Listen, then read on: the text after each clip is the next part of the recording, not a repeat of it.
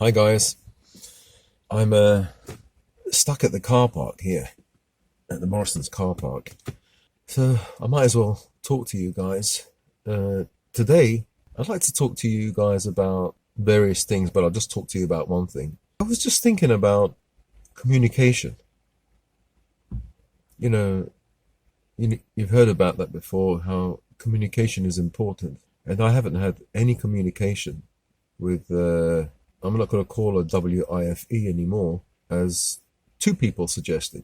And yeah, I have to take on board those suggestions. Why do I still call her that when she isn't? For all intents and purposes, she isn't. I don't know. So anyway, for example, we've got problems with money, and so you have to budget, don't you? You have to budget, and you have to work out your incoming and your outgoing. What's coming in, because we get benefits, I think every week or every month or whatever, it gets paid into her account, and we have a certain amount of money. So say, for example, it's £200 a week. So £100 is for me and the dogs. I split six dogs and myself. I get 100, and she gets the other 100 for herself and the kids. Now the kids are small; they don't eat much, and she's small. So that's the arrangement we've had. But now, I mean, things are changing. So maybe, I don't know, she needs more money, or because the separation is coming, we have to sell the house, or maybe money is reducing, is going down. Sometimes she says, I'll give you less. She usually doesn't, but she says, I'll give you less. I'll give you £80 this week, for various reasons, But when I want to sit down and speak to her about our finances, this is the way I want to do things. I want to sit down on a table or anywhere, and just on a piece of paper write down our incoming and our outgoings. So I just want to know, the most important thing is our outgoings, because I know the income is £200 a week. So 100 is for myself, and 100, she gives me 100 and she takes 100. So she wants to split it 50-50. Most of the £50 I spend on the dogs, and £50 on myself, and she spends £100 on herself.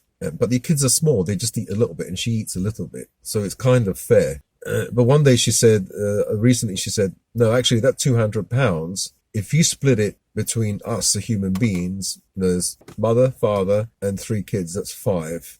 That should be £20 each, right? No, £40 each. So you should only have £40, like £40 here, and I should have 4, 8, 12, 160. Like, she's really calculating. So I don't know how I did this, but automatically I said, yeah, but you guys are smaller. You guys eat a lot less than I do. I'm 105 kilos. You're 40 kilos. The kids are 30 kilos. So if you add the kilos up all together, it's fair, right? I just came up with that quickly.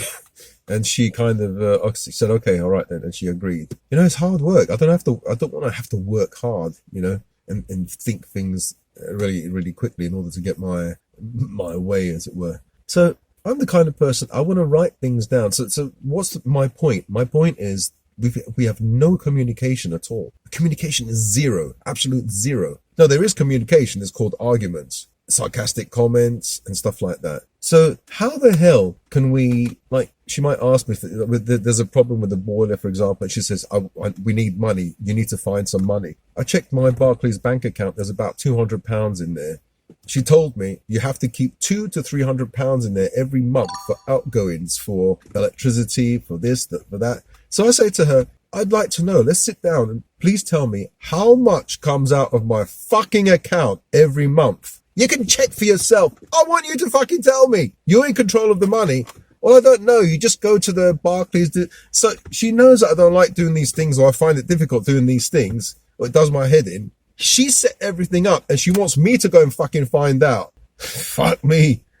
So there's a certain amount coming out of my Barclays account to pay for, I don't know, electricity, or for the Wi-Fi, or for this, for that, insurance. So I need to have £200 to £300, let's say, in my Barclays account. I've got £200 to £300, about 250, or I don't know how much it was, 200 and something. So I can't touch that. And yet she's saying to me, try and find some money to pay for because there's a leak with the boiler.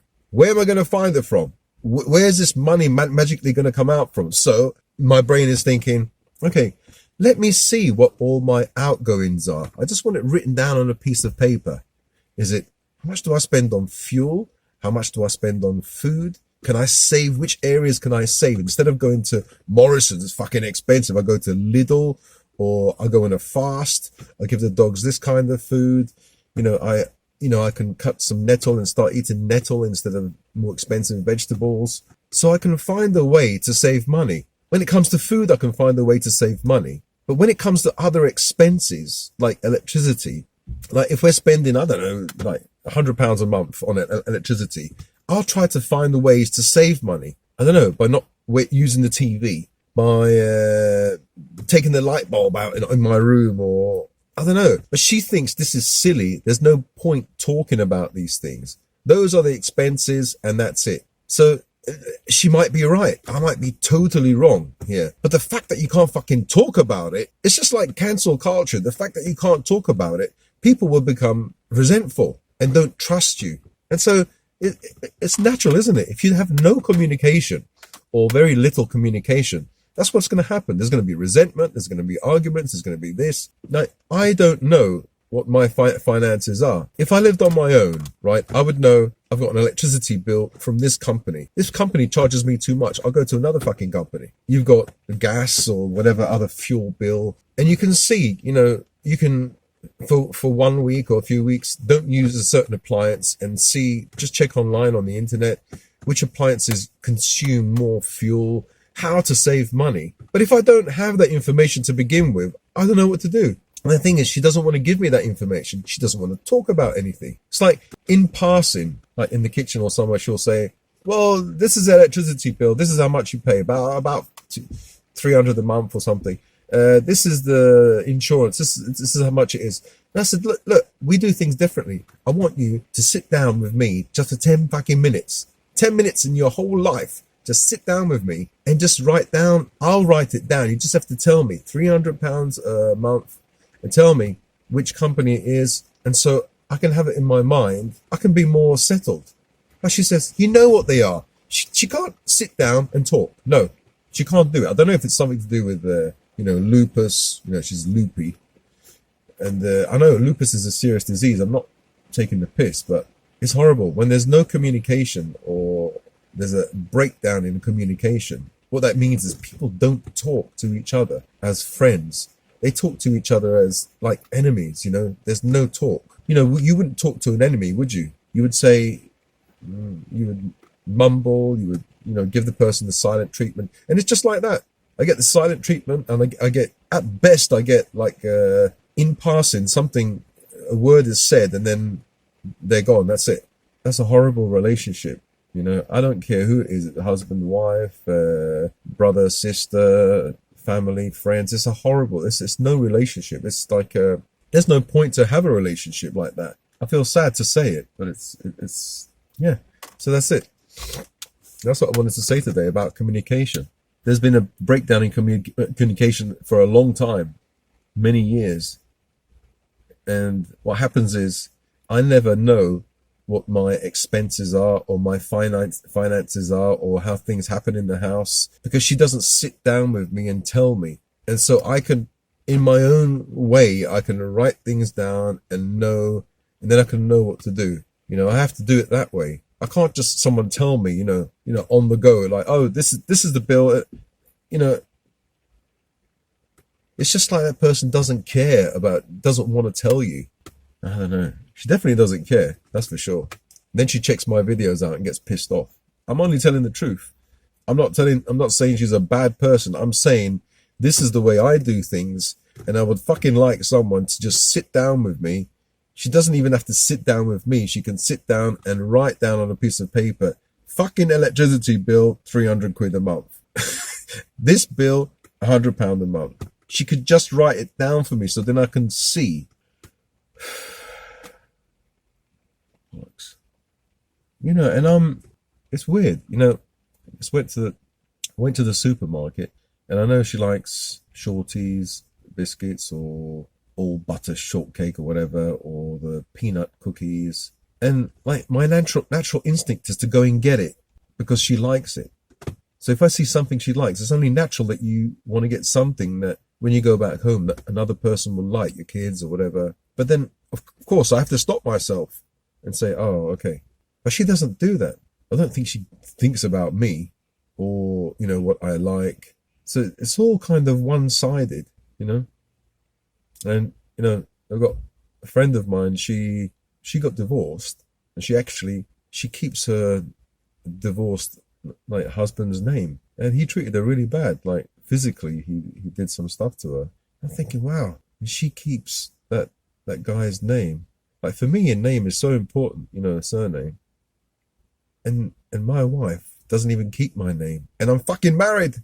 I didn't beat anyone up. I didn't do nothing. Doesn't wear a ring or anything. I don't even know where my fucking ring is. It's my parents' ring. I bet you when I go to ask her, where are the rings? Oh, I don't know. Forget the fact that it's gold. It's just something, it's a memento, you know, it reminds me of my parents. Bollocks. You're fucking bollocks. You're whining, you're fucking whining again. Yeah, I'm fucking whining. I've got a fucking reason to whine. Yeah, I suppose things could be worse, you know, I know that. So I'm sorry if I'm whining. Sorry if I'm complaining. The purpose is, like, if any of you young guys there find a nice lady, be careful. She can fucking change. I suppose, I don't know. As I said in my other videos, make sure you tell her that you got no fucking money. No money, you got this problem, that problem, mental health. Then she'll run. Normal women will run. You need to find a weird, extraordinary fucking woman to stay with you. Someone who loves you, you know, who cares for you. Anyway, yeah, so that's my, it stopped raining now. That's my talk. Yeah, this friend of mine, she kept her husband's surname, even though he treated her bad. I don't know why. Why would you do that? Maybe she loves him still. Yeah, that's good. I mean, lucky bastard. Even though he did some bad stuff, she still keeps his name. I would have thought someone would get rid of that name. But anyway, but my wife, I'm married to her. I've given her fucking everything, and she still doesn't use my name. Forget about being divorced and her getting rid of my name. She doesn't use it now that we're fucking married. Yeah, a name is important. I wouldn't want my wife, this person who soon to be ex-wife, I wouldn't want her to use my name after we've been divorced. No, that's my name. That's fucking important to me and my family. Don't use my fucking name. But if somebody I loved, yeah, I want her to use that name. That's why I don't understand this friend of mine, why she uses the name. She must still like the guy, so yeah, that's reasonable actually. Like if I divorced my wife and she was a nice person, she kept my name because she still loved me or whatever, yeah, I can understand that. Yeah, but that's not happening in my case. Yeah, my wife doesn't give a shit about my name. Doesn't give a shit about anything about me. She hasn't for ages. Anyway, my ex, I don't know what to call her. I'm not going to call her by name, obviously, because I don't want her name. Let me call her Karen. Yeah, Karen. Yeah. Anyway, this lady already doesn't use my name, so he isn't going to be using my name after we're divorced. That's for sure. She wants to get away from me as far as possible. It's funny though, isn't it? Like some people are more harder and some people are softer. Oh, this lady, she's dropped something. Her glasses.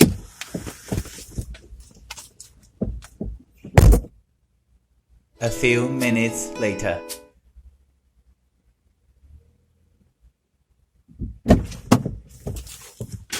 That's my exercise for the day. That's my good deed for the day as well. This elderly lady, she was going into the car. She dropped her glasses, and I was worried that the husband was going to reverse and crush them.